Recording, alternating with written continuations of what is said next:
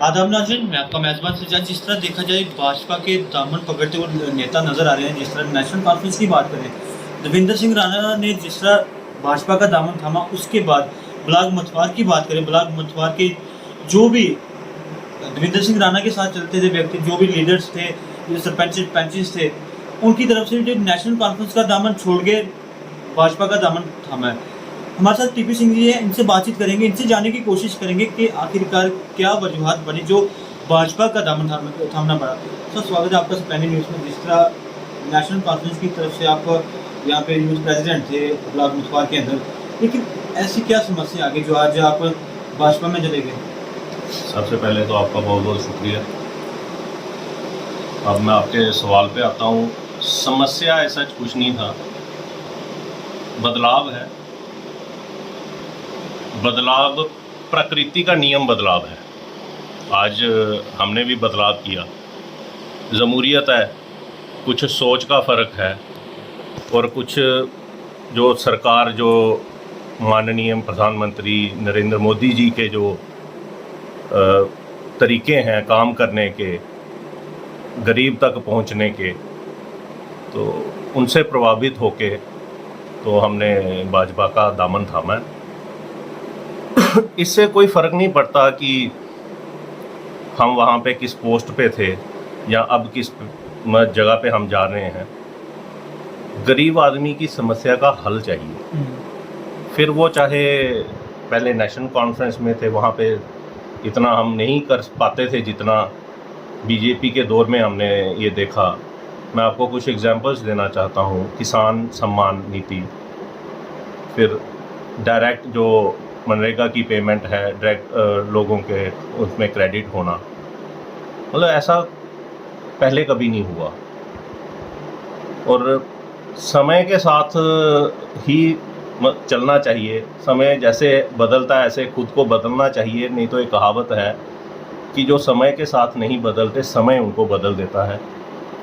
तो बस उसी को एक देखते हुए एक सुदृढ़ जो सरकार सेंटर में है, जिसकी अध्यक्षता ये अपने माननीय प्रधानमंत्री जी कर रहे हैं, तो बस उन्हीं के जो बताए हुए चिन्ह हैं उन पे चलने की कोशिश करेंगे।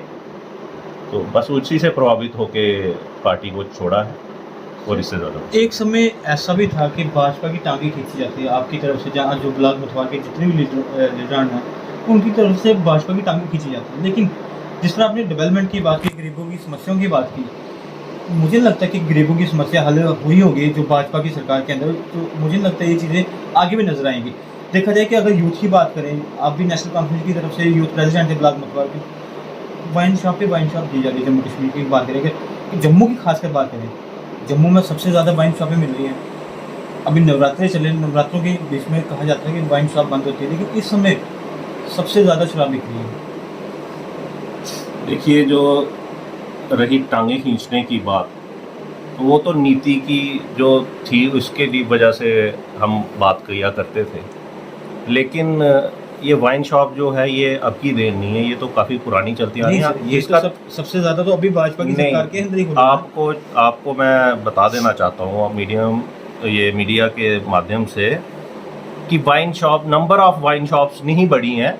हाँ, वाइन शॉप का जो मुद्दा उठा है वो इन्होंने एक नया प्रोसेस अडॉप्ट किया एक्साइज डिपार्टमेंट में, जिसमें टेंडरिंग होने लगी। जो गवर्नमेंट का रेवेन्यू पहले कुछ करोड़ था, आज कई 100 करोड़ हो गया। पिछले साल डबल हुआ, इस बार शायद उस डबल को भी वो क्रॉस कर गया।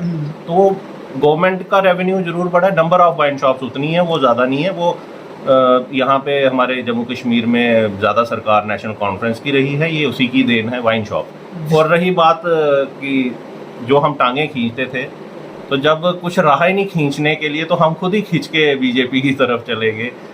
अब मुझे बताइए, डेवलपमेंट मेन हम बात कहाँ पे होती थी? बात होती थी डेवलपमेंट पे। डेवलपमेंट जिस स्तर पे आज है, उस स्तर पे आज से पहले कभी नहीं थी। क्या डेवलपमेंट है? मैं आपको बताता हूँ। डेवलपमेंट के 3 मेन बिंदु माने जाते हैं: पानी, बिजली और सड़क।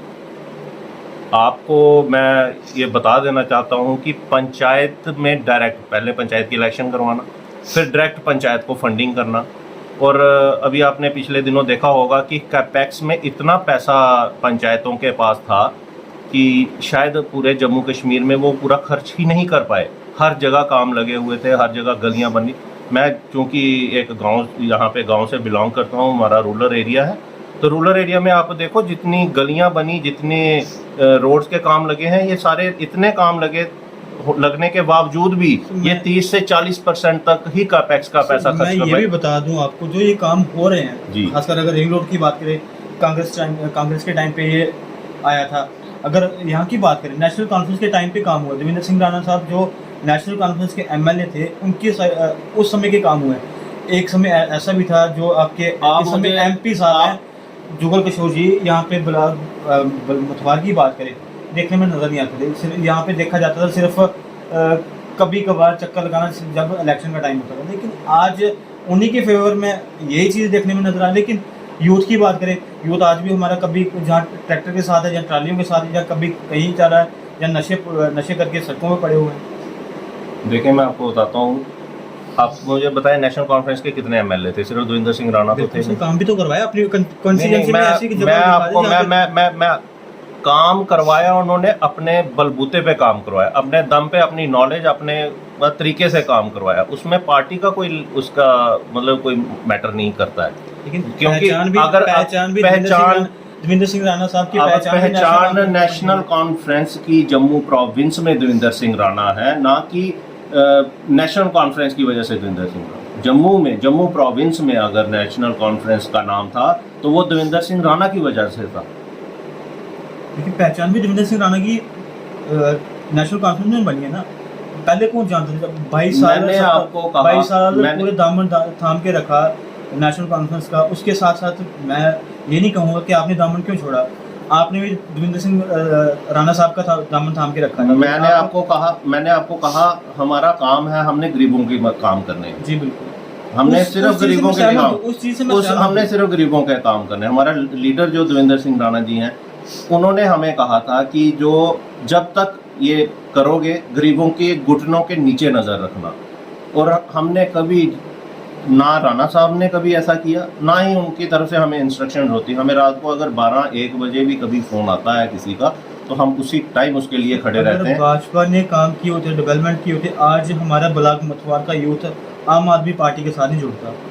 आज आम आदमी 2-4 लोगों, हमारे यूथ जो वाइन शॉप्स खोल रही है उसको लेकर आवाज वाइन शॉप्स में आज हमारे यूथ जॉब के लिए वाइन शॉप का यूथ के साथ कुछ लेना देना नहीं है। मैं आपको वाजिब कर दूं, आप मुझे बताएं, आपके एरिया में एक ही वाइन शॉप थी, आज भी एक है, लेकिन वो एक अभी बीजेपी की गवर्नमेंट की वाइन शॉप नहीं है, वो बड़ी पुरानी है। पूरे जम्मू में वाइन शॉप्स का क्या है, नंबर ऑफ जितनी वाइन शॉप थी वो उतनी ही है।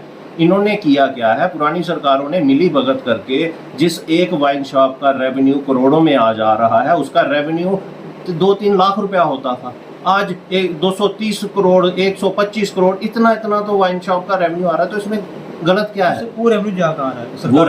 वो रेवेन्यू कहाँ जा रहा है? अभी आप कह रहे थे कि रिंग रोड कांग्रेस की देन, कांग्रेस की ही देन होगी, मैं नहीं कहता, लेकिन जो जिस स्पीड से काम हो रहे हैं, जिस फास्ट ट्रैक पे काम चल रहे हैं, वो कांग्रेस के टाइम में नहीं हुए, वो नहीं हुए। कांग्रेस की जब मैं कांग्रेस तो सेंटर में रही होगी ज़्यादा, यहाँ पे नेशनल कॉन्फ्रेंस रही, नेशनल कॉन्फ्रेंस के टाइम में भी इतने काम नहीं। और ख़ास करके हमारे जम्मू के साथ बहुत ज़्यादा मतभेद हुआ। हमारे लीडर इसकी आवाज़ उठाते रहे, और ये जो डिफरेंसेस हुए जहाँ जो छोड़ना पड़ा, वो अपनी हमारा देवेंद्र राणा ने जम्मू डिक्लेरेशन की बात की, वहीं पे उस चीज़ पे फ्रिक्शन आई। जो समझे हम उनके साथ हो गए, जो नहीं समझे तो जब साथ चल रहे हैं तो कब तक साथ चल सकते हैं? वो सोच साथ चलती है, जब सोच एक नहीं है तो इंसान ज़्यादा दूर तक चल नहीं सकता। इसलिए इंसान वहीं अपने कदम बढ़ाता है जहाँ पे उसकी सोच मिलती है। देवेंद्र राणा ने जम्मू डिक्लेरेशन की बात की, उसके लिए उनको बीजेपी ने भरपूर साथ दिया, तो आज वो बीजेपी में है। और हो भी क्यों ना जम्मू की आवाज़, अगर पूरे जम्मू कश्मीर की आवाज़ अगर जम्मू से उठे तो इसमें गलत क्या है? मुझे तो आप बताएं। जम्मू कश्मीर की आवाज़ उठाई, जिसका क्या आवाज़ उठाई, ये भी चीज़ जानने की कोशिश करें। हमारे BSF CSF के बच्चे हैं जो दविंदर सिंह राणा साहब के पास भी गए, रविंद्र राणा साहब के पास, सिर्फ झूठे वायदे। अब तो गवर्नर साहब है, अब दविंदर राणा जी ने कभी वायदा नहीं किया उनसे कि आपको हो जाए। उन्होंने उनकी आवाज नहीं, आश्वासन नहीं दिया, उन्होंने उनकी आवाज लेफ्टिनेंट गवर्नर तक जरूर पहुंचाई, बिल्कुल पहुंचाई। यही एक लीडर का काम है। उन्होंने आश्वासन नहीं दिया, और मैं आपको आज एश्योर करता हूं कि उनका जो भी उनकी प्रॉब्लम है, जो भी उनका मसला है, वो यही लेफ्टिनेंट गवर्नर से ही हल होगा। ये आज मैं आपको यहाँ पे जो दिल्ली विजन है, ये तो दिल्ली वेजर्स की बात कर रहा हूँ मैं, बीएसएफ सीआईएसएफ एस्पिरेंट्स की बात कर रहा हूँ मैं, सबकी जितने भी ये यूथ के मसले हैं, ये बड़ी जल्दी आपको एलजी मनोज सिन्हा साहब के हाथों ही आपको हल होते हुए तो दिखेंगे। मैं ये भी बता दूं, दिल्ली विजन परमानेंट कब होंगे? जहाँ तक चांसेस लगे होंगे कब? मुझे आप एक बात बताएं, जहाँ पे जरूरत 10 लोगों की थी, वहाँ पे जाती मुफाद के लिए इन सियासतदानों ने, पुरानी गवर्नमेंट्स ने वहाँ पे 10 बंदों की जगह 1000 बंदा खड़ा कर दिया। आपको क्या ये छोटे छोटे मुद्दे लगते हैं? क्या आपको लगता है ये 1-2 दिन में सॉल्व होने वाले मुद्दे? नेशनल कॉन्फ्रेंस में हम नेशनल कॉन्फ्रेंस में थे, बिल्कुल थे, कोई इसमें मनाही नहीं है। मैंने आपको कहा ना, इंसान तब तक चलता है जब तक उसकी सोच के साथ वो अपने चलता है। जब उसकी सोच कहीं पे डिफर करती है तो वो लगे। हमने ये मुद्दा क्यों नहीं उठाया? अपनी गवर्नमेंट में हमने बहुत बार मुद्दा उठाया, क्यों नहीं उठाया? दविंदर सिंह राणा ने ये लेजिस्लेटिव असेंबली में बोला, लेकिन मैंने आपको कहा सिर्फ दविंदर सिंह राणा की सरकार नहीं। सर, दविंदर सिंह राणा साहब के लिए कुछ गलत नहीं कह रहे, क्योंकि उन्होंने अच्छे काम किए। आज भी हम ये की तारीफ करते हैं कि उन्होंने अच्छे काम किए, हमारे ब्लॉक मतपा की अच्छी खासी डेवलपमेंट की। लेकिन यहाँ तक ये चीज सोच है कि हमारा यूथ सड़कों पे है। यूथ, आप सड़कों पे कौन सा यूथ है मुझे बताएं? हमारा आप कौन सा? मैं कह रहा हूँ डेली वेजर्स की बात कर लो, बीएसएफ सीआईएसएफ का जो मसला है उसकी बात कर लो। दविंदर सिंह राणा जी ने तो इसकी पोस्टें बढ़ा दी, एसआई जो एसआई के थे उनकी पोस्टें बढ़ा दी। एक मेरा सवाल है आपसे, ठीक है माना कि हाँ यूथ सड़कों पर नहीं है, लेकिन यूथ को नशे की तरफ लगाया जा रहा है ना। जिस तरह देखिए आप मेरी बात, अच्छा एक समस्या है, उसको मैं एग्री करता हूँ। उस नशा एक समस्या है, नशा नहीं होना चाहिए। नशा का मेन काज जो है वो है बेरोजगारी। यूथ भटक जाता है, अगर रोजगार में लगा तो वो अपने में बिजी रहता है। नहीं, वो समस्या का हल होगा, क्यों नहीं होगा? सब होगा। मैंने आपको कहा ये डेली वेजर्स का मुद्दा है, ये सीआईएसएफ बीएसएफ के नौजवानों का मुद्दा है, ये सारे होंगे और इसी एडमिनिस्ट्रेशन के अंदर होंगे। ये मैं आपको आज बता देता हूँ। नेक्स्ट टाइम आप कभी भी यहाँ पे मेरे पास आओगे तो मैं आपको अश्योर करता हूँ कि नेक्स्ट टाइम जब भी मेरा ये बात होगी, मैं आज यहाँ पे मीडिया के सामने कह रहा हूँ, मैं आई एम क्वाइट कॉन्फिडेंट कि ये मुद्दा सॉल्व हो चुका होगा। तो अब बड़ा सवाल एक है भाजपा पे ही। जिस तरह भाजपा एक तरफ कहती है हर घर के अंदर घर पे नेशनल फ्लैग होना चाहिए, लेकिन नेशनल इसके भाजपा के कार्यकर्ता के जो ऑफिस हैं उन पर नेशनल फ्लैग नहीं था। सीआईएसएफ बीएसएफ के लड़के जब झंडा लगाने गए, झंडा नहीं लगाने दिया गया। कहा जाता है कि कुछ पाइप सीधे नेशनल फ्लैग अपने हर, वो सिर्फ भाजपा के नहीं, वो हर हिंदुस्तान ऑफिस है। भाजपा के ऊपर भाजपा ही नहीं, देखो सिर्फ भाजपा ही नहीं, मैं आपको कहता हूँ कि नेशनल फ्लैग हर नेशनल मतलब जो भी यहाँ का सिटीजन है, जो हिंदुस्तानी है, उसके झंडे उसके छत पे होना चाहिए और दिल में होना चाहिए। ये भी कहा जाता था कि अगर कहीं पाइप टूट गई या उसको रिपेयर करने में, अब देखो सुनामी आई थी, मुझे एक चीज़ बताएं, सुनामी आई, वो बता के तो नहीं आई, किसी वजह से अगर कोई झंडा गिर गया, लेकिन उसका ये मतलब नहीं है कि उसकी कोई बेइज्जती करने का किसी का मकसद था या कुछ और था। मतलब ये कि नेशनल कॉन्फ्रेंस के ऑफिस में नेशनल फ्लैग नहीं होगा, पीडीपी के ऑफिस में नेशनल फ्लैग नहीं होगा, अपनी पार्टी वो देशद्रोही। देखो मतलब भाजपा के ऑफिस में तिरंगा हो या ना हो, वो हिंदुस्तानी, मतलब बाकी पार्टी जितनी भी है, अगर भाजपा के कौन से ऑफिस में झंडा नहीं देखा? जो आपके जम्मू हेड ऑफिस है वहाँ पे नेशनल फ्लैग नहीं था। कई बार हमने इंटरव्यूज किए वहाँ पे, कई बार हम जाते रहते हैं, लेकिन नेशनल फ्लैग नहीं दिखा। जब यूथ हमारा यूथ आया वहाँ पे, मैं आपको बताता हूँ कि ऐसा नहीं है कि झंडा नहीं था। पता नहीं आपने कहाँ से उसको कवर किया, मीडिया से किस एंगल से आपने कवर किया, लेकिन ऐसा नहीं है कि झंडा नहीं। ये तो हमारा पूरा जम्मू कश्मीर के यूथ जानता है, पूरे जम्मू कश्मीर की पब्लिक जानते है कि हाँ पिछले दिनों में ये मसला काफ़ी उछला था जो नेशनल फ्लैग को लेकर। नहीं, ऐसा कुछ नहीं है कि नेशनल फ्लैग नहीं होगा। आप वहाँ पे पार्टी प्रेसिडेंट के ऑफिस में जाओगे, वहाँ पे भी आपको नेशनल फ्लैग दिखेगा जो बाकी डिग्नेटरी सब वहीं पे नहीं था सर, वहीं पे नहीं था। रविंद्र राणा साहब उस समय अपने डोडे के डोडा में जाके अपना प्रचार कर रहे थे, लेकिन पिछले यहाँ पे तिरंगा नहीं था। फिर जो कार्यकर्ता थे वहाँ पे कहा जाता था कि कोई पाइप का मसला था, कभी कहते पाइप का वो छत का मसला था एक, तो वो लेकिन सॉल्व हो गया, वो ऐसा कुछ नहीं है। अच्छा सर, जिस तरह आम आदमी पार्टी इस समय लहर में नजर आ रही है, जम्मू कश्मीर की बात है, जिस तरह देखा जाता है कि जो भी सरपंच पैंतीस हैं आम आदमी पार्टी का दामन थाम हुआ है, लेकिन दूसरी तरफ देखा जाए जिस तरह पंजाब के अंदर भी अनाउंस किए कि बिजली पानी फ्री दिया जाएगा और जो डेली वेजर हैं उनको परमानेंट किया जाएगा, लेकिन आपको लगता है कि जिस तरह इस समय श्रीलंका के हालात बने हैं, आने वाले समय में अगर आम आदमी पार्टी की सरकार आती है, आने वाले टाइम पे क्या श्रीलंका के हालात हमारे भारत में नहीं बन सकते? लहर जो रही आम आदमी पार्टी की, आप कह रहे हो कि कुछ यूथ, देखो 2-4 लोगों का मत बन सकता है, लेकिन लहर किसे कहते हैं वो शायद आपने कल की ज्वाइनिंग में देखी जी होगी, बिल्कुल। जहाँ पे पूरे ब्लॉक मथुआर में एनसी का जो सुपड़ा था वो साफ हो गया। पूरा एनसी का यूनिट जो ब्लॉक मथुआर का था उसने भाजपा का दामन थामा। सब ने 11 यहाँ पे सरपंच हैं, कितने ही पंच हैं, और बाकी जो ये ब्लॉक लेवल की कमेटी थी, और कोई भी नहीं रहा जिसने भाजपा का दामन, बीडीसी चेयरमैन ने भाजपा का दामन। तो मुझे आप बताएं, लहर तो उसे कहते हैं। बाकी आपकी बात जो है, आपने पंजाब में क्या किया क्या नहीं, उन्होंने बोला कि बिजली पानी फ्री देंगे, तो अनाउंस तो कर दिया है, लेकिन आपको लगता है कि वो एक तरफ महंगाई की बात, मुझे अपनी बात को रखने दें। मैं उन्होंने कहा कि हम बिजली और पानी फ्री दे रहे हैं, उन्होंने लोगों को बहलाया फुसलाया, और ठीक जिस दिन उन्होंने भगवंत मान जी ने ओथ ली, उसके तीसरे या चौथे दिन वो वहाँ पे चले गए थे 41,000 करोड़ का पैकेज मांगने। वादे करना और उसको निभाना अंतर है। अभी जुमा 4 दिन की सरकार है, आगे देखते हैं कैसी रहती है कैसी। मेरा ये कहने का मतलब है, जिस तरह श्रीलंका के हालात बने, जिस तरह महंगाई की बात करें, अगर सरकार आ भी जाती है आम आदमी पार्टी की, अगर देश भर की बात करें, क्या लगता है बाकी देश की बात तो बड़ी दूर की है। ऐसे में क्या मैं आपको बता देना चाहता हूँ कि देश की बात बहुत दूर की है। जम्मू कश्मीर में इनका खाता भी नहीं खुलेगा। जम्मू कश्मीर ने चैलेंज किया हुआ है, अगर भाजपा 5 सीटें भी निकालेंगी, और कई कार्यकर्ता आम आदमी पार्टी के कह रहे हैं कि हम अगर 5 सीटें निकाल जाएगी भाजपा, हम गधे की सवारी करेंगे। देखिए, वो उनकी मानसिकता है, वो ऐसे शब्दों का इस्तेमाल करते हैं, लेकिन मैं ऐसा कुछ नहीं बोलूँगा कि गधे की सवारी वो करेंगे या नहीं करेंगे या क्या होगा।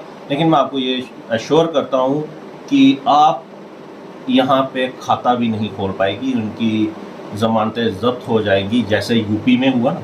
यूपी में आपको पता है, बिल्कुल यूपी में उनके उन्होंने हर सीट पे अपना प्रत्याशी रखा हुआ था, और वहाँ पे 2-4 ही हैं जो अपने वो जमानतें जब जिनकी नहीं हुई, बाकी सारा सबकी वो फोरफिट हो गई। जिस तरह श्रीलंका के हालात हैं, इस समय कर्जे के नीचे डूबा हुआ है, जिस तरह अभी पंजाब के अंदर बड़े अनाउंसमेंट किए जा रहे हैं, एक कदम उठाया है।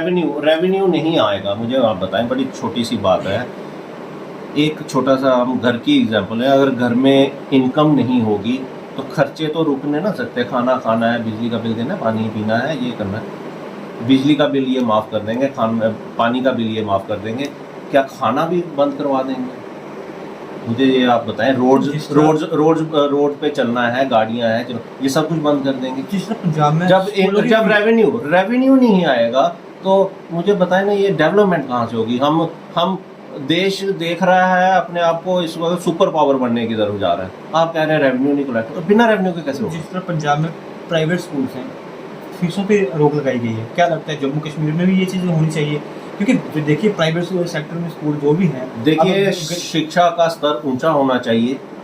वो किस तरीके से होता है, वो गवर्नमेंट में बड़े काबिल लोग बैठे हैं, वो ज़्यादा अच्छा है। अगर सरकारी स्कूलों की बात तो करेंगे, वो तो आप भी जानते, तो हम भी जानते कि मैं सरकारी स्कूलों की बात भी जानता हूँ। मैं ये भी जानता हूँ कि हमारे जितने भी ये ब्यूरोक्रेट्स हैं ये सारे ही प्राइवेट स्कूल से नहीं आते। इनमें से मैक्सिमम लोग जो हैं वो की बात करें अगर वो मैक्सिमम जो लोग हैं वो मैक्सिमम जो लोग हैं वो सरकारी स्कूलों से हैं। ब्लॉक मथवार की बात करें, हमारे यहाँ पे जो एक पंचायत धनु है, वहाँ पे धनु एक काफ़ी पिछड़ा हुई पंचायत है। वहाँ पे अभी रोड कनेक्टिविटी हुई है, पहले तो वहाँ पे रोड कनेक्टिविटी, वहाँ के डॉक्टर वहाँ के तो कितने ही डॉक्टर हैं, कितने ही टीचर हैं, वो क्या प्राइवेट स्कूलों में पढ़ते हुए। लेकिन इस समय मैं वही तो कह रहा हूँ, इस समय की बात करें अगर, जो उन्हीं टीचरों की बात करें जो गवर्नमेंट स्कूल में पढ़ाते हैं, उनके बच्चे प्राइवेट स्कूल में पढ़ रहे हैं, लेकिन जो गरीब लोगों के बच्चे हैं वो गवर्नमेंट स्कूलों में पढ़ रहे हैं, लेकिन वो भी प्रॉपर तरीके से उनको शिक्षा नहीं दी जा रही। शिक्षा दूसरी बात यह है कि शिक्षा का जब डीडीसी इलेक्शन करवाया गया था, बड़े बड़े वायदे किए गए थे, कॉलेज दिया जाएगा, लेकिन आज भी ब्लॉक मथुआर के बच्चे मेटाडोर के छत के ऊपर बैठकर अखनूर या जम्मू जाते हैं। डीडीसी इलेक्शन के मैं बात नहीं करूंगा, लेकिन आज आपके माध्यम से मैं एक बात और करना चाहता हूं। ये देविंदर सिंह राणा जी ने वायदा किया है कि जब भी नेक्स्ट वो उनके वो आते हैं यहाँ पे पावर में, तो ब्लॉक मथवार को कॉलेज मिलेगा, और वो पक्का मिलेगा, क्योंकि देवेंद्र राणा ने आज तक जो वादा किया उसको पूरा किया। हम भी यही चीज़ चाहते हैं, मैं भी ब्लॉक मथवार का ही रहने वाला हूँ, क्योंकि कॉलेज की बड़ी काफ़ी ज़्यादा दिक्कत है। और स्कूलों की बात करेंगे, स्कूलों में कुछ लेक्चरर्स अभी पूरे कंप्लीट नहीं है, क्योंकि कुछ सब्जेक्ट ऐसे हैं जो पढ़ाए नहीं जाते हैं बच्चों को। फिर लास्ट अगर चीटिंग आप खुद ब्लॉक मथवार के, मैं आपको एक रिक्वेस्ट करूँगा, आप जैसे मीडिया से जुड़े हुए हैं, आप घूमते रहते हैं काफ़ी, आपको पता है। बीइंग अ बीजेपी वर्कर, एक कार्यकर्ता होने के नाते मैं आपसे रिक्वेस्ट करूँगा, आप मुझे बताएं, इसीलिए हमने भाजपा का दामन थामा, हमने लोगों की समस्या उठानी है, हमने लोगों की समस्या को उजागर करना, उनको हल करवाना है। मैं बीइंग अ बीजेपी वर्कर मैं आज आपसे कहता हूँ, आप मुझे बताएं किस स्कूल में टीचर या लेक्चरर की कमी है, उसकी आवाज़ हम उठाएंगे, इसीलिए हमने बीजेपी का दामन थामा है। अच्छा सर, जिस तरह आपने धनु पंचायत की बात की जी, आपने सड़क की बात की जी, लेकिन आपने सड़क की हालत देखी होगी, किस तरीके की हालत है। धनु पंचायत की सड़क की बात, धनु पंचायत की सड़क की बात मैं ये करता हूँ, धनु पंचायत में पहले कनेक्टिविटी नहीं थी, रोड कनेक्टिविटी नहीं थी। आज मुझे ये पता है कि अगर मैं अगोर से धनु पंचायत होकर आऊँगा और अखनूर से वापस आ जाऊँगा, इतनी कनेक्टिविटी है, और इससे ज़्यादा क्या चाहिए। मतलब बड़ा अभी डेवलपमेंट अभी होना बाकी है, काफ़ी बड़ा, अभी बहुत कुछ छूट भी गया है, लेकिन इस रफ्तार से डेवलपमेंट भी पहले कभी नहीं हुई थी जिस रफ्तार से अब जी। ये थे हमारे साथ टीपी सिंह जी, जिनसे हमने काफ़ी ज़्यादा बातें की, खासकर ब्लॉक मथुआर के लिए। कहा जाता था कि ब्लॉक मथुआर बिछड़ा हुआ इलाका है, और खासकर देखा जाए कॉलेज की काफ़ी ज़्यादा दिक्कतें हैं जाते हैं। इस तरह देखते रहिए प्लान न्यूज़, मुझे दीजिए इजाज़त, आदाब।